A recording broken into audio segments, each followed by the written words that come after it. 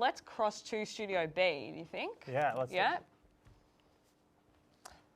There we go. Thank you so much. We have our first results. This is amazing. This is just in, hot off the press. We have our journos out there. They are working incredibly hard to get these as quickly to you as possible. So here are the numbers from Bean in the ACT, the nation's capital. So there we can see David Smith from the Labor Party. He's out in front. He's got 66% of the vote. But here's the thing about results this early in the night. What you're seeing there is 302 votes, and 37 of those were informal.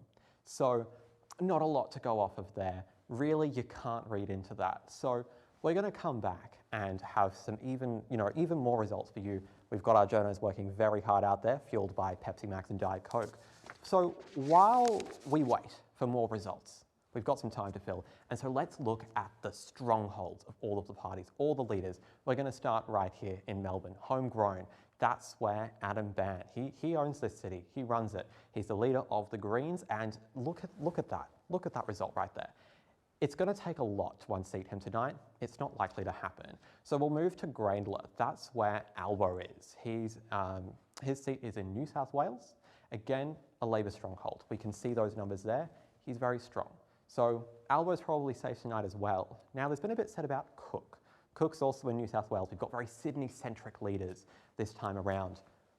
There are some outside challenges this time, but again, is it likely? Probably not. ScoMo is safe, but now, here's where the drama is. We're going to go to Hughes. Now, that's where Craig Kelly is. He's the leader of the United Australia Party. It's all about freedom, freedom, freedom. But the thing is, he has defected from the Liberal Party, so that really strong result there, they weren't voting for Clive Palmer, they weren't voting for freedom, they were voting for Craig Kelly. Now he's defected. Is he going to be able to maintain his own support, really staking out on his own? I don't know. We'll have to see, because this is really, it's an evolving situation. Lastly, we'll look at two ministers who may be in trouble. Here's Josh Frydenberg again in Kooyong running against Dr. Monique Ryan. This one's going to come down to the wire. We had a challenger last time who didn't quite get across the line, but Monique Ryan, if we unseat the Treasurer tonight, that could be really history-making stuff.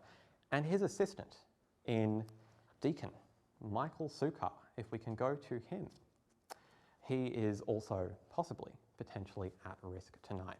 So next up, we'll have even more results. We're now live and the numbers are coming in thick and fast.